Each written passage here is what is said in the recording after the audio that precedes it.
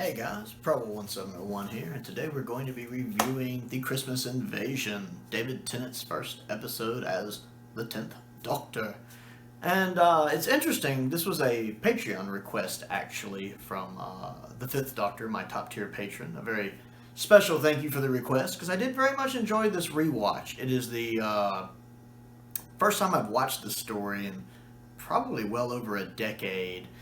And it had never been one of my favorites. It was always a story I said that it was mostly just with a great 15 minutes at the end. Pretty much everything from when the Doctor wakes up on, I said was good, and everything else was just kind of But I actually enjoyed this rewatch now that I've had time to separate myself from it, because I had watched it several times back in the 2000s. I was a big Tennant fanboy for a long time. He was my solid number 2 Doctor for a really long time. And watching this, it had been a while until just recently. I finally started rewatching some of Tennant's stuff when I picked up the Tennant collection last month. But before that, it had been a while since I'd watched the 10th Doctor, and I'm just now kind of rediscovering why he's so popular in the fandom.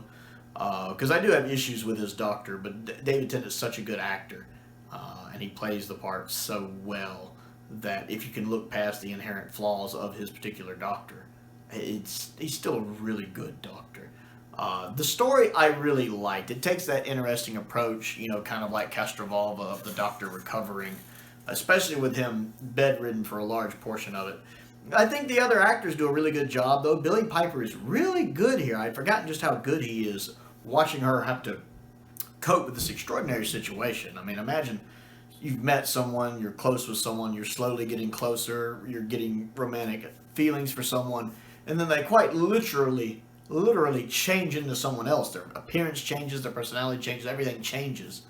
How do you wrap your head around that? Is this still the same person?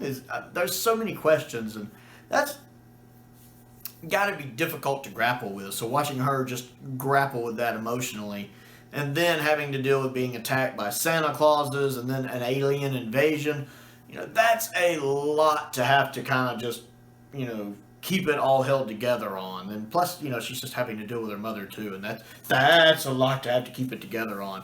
I always like Jackie. Jackie's so much fun. The actress who plays her is so good. So I enjoyed that. I love even the Christmas tree bit. I know some people don't like the killer Christmas tree, but it's very silly Classic Who. You could picture something like that in season 17 of Classic Who. Just something kind of silly. It's an interesting take on a Christmas tree. I love the scene when Tennant wakes up to stop the Christmas tree. I had forgot that they can't get him to wake up, and Rose leans down to him and just goes, "Help me." And that's when he wakes up, just boom, with the sonic screwdriver, and blows up the tree.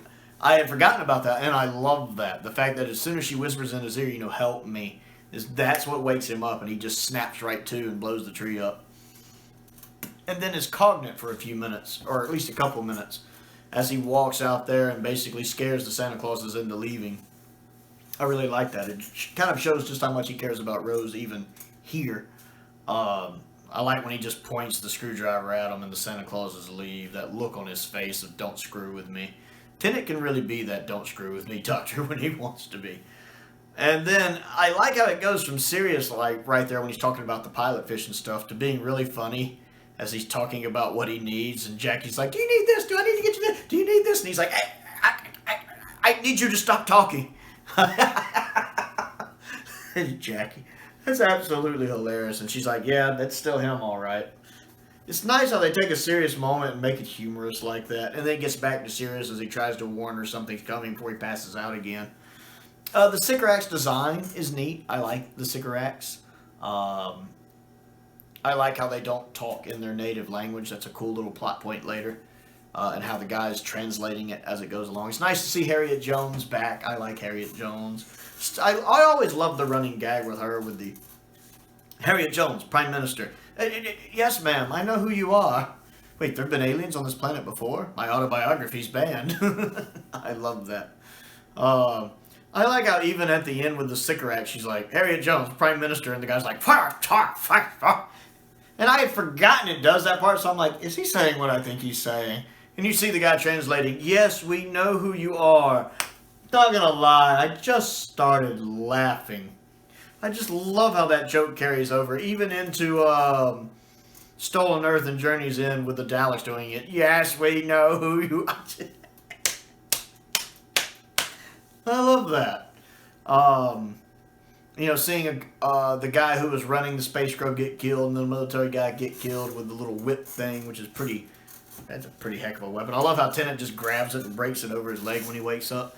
I like how it uses the plot device of when the Sycorax guy starts talking in English.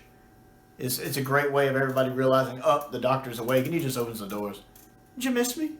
I love how confident Tennant is right out the gate.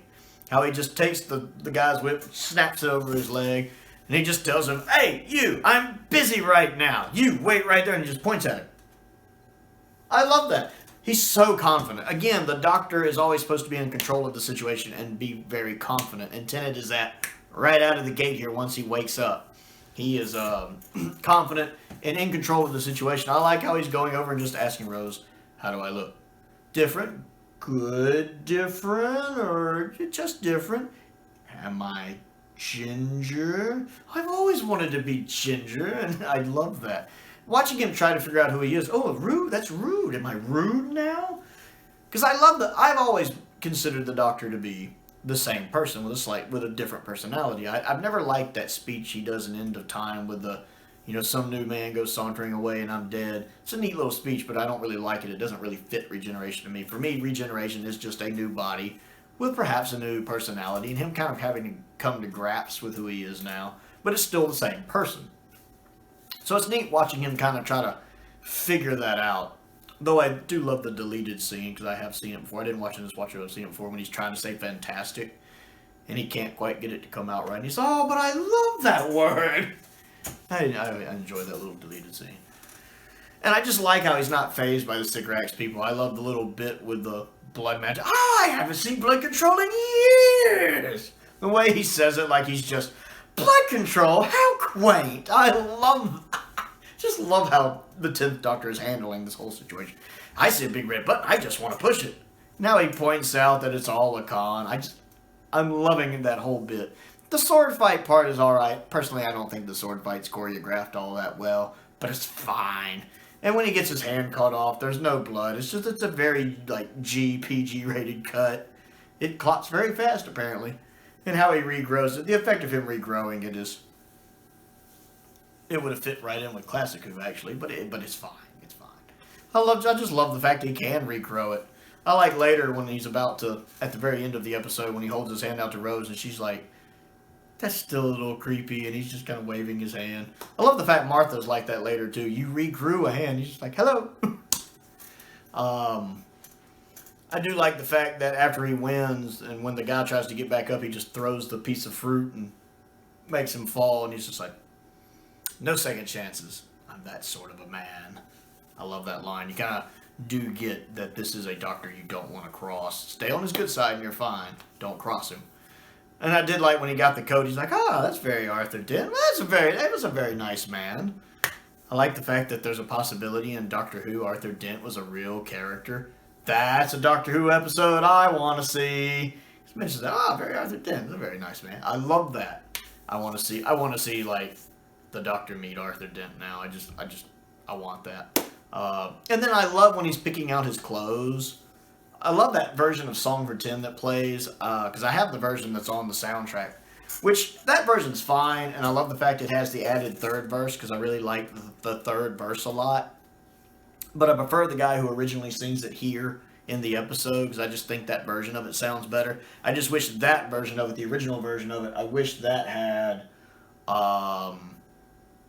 the third verse, because I do enjoy the third verse. So there's not a perfect version of this song. I've heard the Proms version of it too, which is really good, because it has the original singer doing the whole song, but it doesn't sound as good as his studio recording of it, in my opinion. So I really want to get the studio recording with the third verse added in, and that would be perfect. But that it's a really nice scene with the music and watching Tennant go through the giant room with the spiral staircase, picking out his outfit. I love watching the Doctor pick out a new outfit. I really do. So I enjoyed all of that. It's interesting to see him get mad at Harriet Jones. He's happy to see her at first. He's chatting with her, and when she chooses to blow up the Sycorax ship when he's leaving his... The 10th Doctor has a very human reaction to that. Again, the 10th Doctor is a very human Doctor, to a fault at times. And he has a very human reaction of anger here, of perhaps unjust anger, that he's cross. You know, he had fixed the situation. They were leaving. It kind of undermines his authority, for one. Two, it kills a lot of people innocently that didn't need to, because not only were they leaving, but under the terms of the battle, they weren't allowed to ever come back either. So they shouldn't be a threat. She blew them up just because she was worried they'd talk to other people. And that whole bit where he talks about, you know, I should have told them to run because the monsters are coming, the human race, that's a little too far. He's having way too much of a human emotional response here, I think. And that bit about, I can stuff your government with one word. You can't do that. You're right. 6. It'll take, what, 6? Just 6. And he goes over and says that to her aide. And so it's interesting, too, because this on-the-fly emotional response really comes back to bite him in the butt later, because if she had been in office and is beloved by the public, there's a good chance Harold Saxon wouldn't have got in later. And you wouldn't have had all the problems at the end of Series 3. But because he does this here, and he reacts emotionally instead of thinking it through, that gets her out of power, which, you know, leaves a vacuum for Harold Saxon to jump in and become Prime Minister. Sometimes the Doctor really is his own worst enemy. And I like that here. I like that the flaws of the 10th Doctor, you can see them here in this episode. Even though he's still a good Doctor and a good person, the flaws that are inherent to his personality are apparent even this early. And then I enjoy the ending scene out in the snow. Well, it's not really snow, the ashes, but the snow. When they're all talking, and he's talking to Rose, and he's like, do you still want to come with me? And she's like, yeah. And that bit when he talks about, and it is gonna be fantastic. It was nice to get another fantastic in there. It was a nice little nod to Eccleston, too. And to kind of show it's still the same person. That bit about, you know, I haven't seen it all yet. Not with these eyes. I enjoy all of that. And watching him and Rose look at each other and kind of smile at each other, it's kind of cute. I've never been a big fan of the Rose 10 romance. I'm not a big fan of the Doctor being romantically involved anyway. I'm not just like completely anti on it like some people are, but I'm not a fan of it. But it's still cute to see these little smiles they have for each other. It's kind of like when you see a new couple out at a restaurant. You can tell they're a new couple, and you're kind of like, aw, the lovebirds, that's adorable. So it's kind of like that feeling of, aw. So, yeah, I enjoyed my rewatch of it. Again, it'd been a long time since I watched the episode. So it's kind of nice, and because it was so far back in my mind, I really just remembered the cliff notes of it. It's kind of neat to experience again. I forgot just how good all of the performances are in it. You know, I think the Doctor being sidelined for most of it, the other actors do a good job with their performances of making up for that. Like I said, it's not one I'll go back and rewatch anytime soon, but it is one I might break out once every 4 or 5 years and give a viewing. So I liked it. I enjoyed my rewatch of it. And I am definitely appreciative that the 5th Doctor wanted me to get a review of it, so I got to watch it again. So that is my thoughts on the Christmas Invasion. I would like to know what you think. How long has it been since you've seen the Christmas Invasion? And what do you think of it? So comment down below and let me know what you think. Other things to do. Click the like button. Click the subscribe button. Click the bell for notifications so you never miss out on another video. I do have a Patreon. If you like what I do and would like to contribute to what I do, there is a link to that down in the description below if you'll take a minute and check that out. All sorts of interesting things on the Patreon. I recently ranked the Masters from worst to best. That is a patron exclusive at the $10 tier and above. So if you're curious how I would rank the TV Masters, you can pop over to my Patreon and join if you're interested and check that out. I also do things, I do polls for videos for reviews I will do on the channel, and for exclusive videos I do just for my Patreon. I did one on a particular 10th Doctor story I would rewatch, and the one that won that poll was the Idiot's Lantern, so I have an exclusive review for the Idiot's Lantern up right now. I have a Classic Who poll up right now, which is probably concluded by the time you guys see this, on whether I would be rewatching the Damon's Omnibus version or the Ark in Space. I have a feeling the Damon's is going to win that one which is fine. I've been wanting to rewatch the Daemons again anyway. And I've never seen the omnibus version of it, so I really am looking forward to that. And then I also have another poll going right now for which Classic Who story I'll be rewatching, and it's between like The Mind of Evil, Enemy of the World, the Brain of Morbius, and like The Ultimate Foe, and one other one.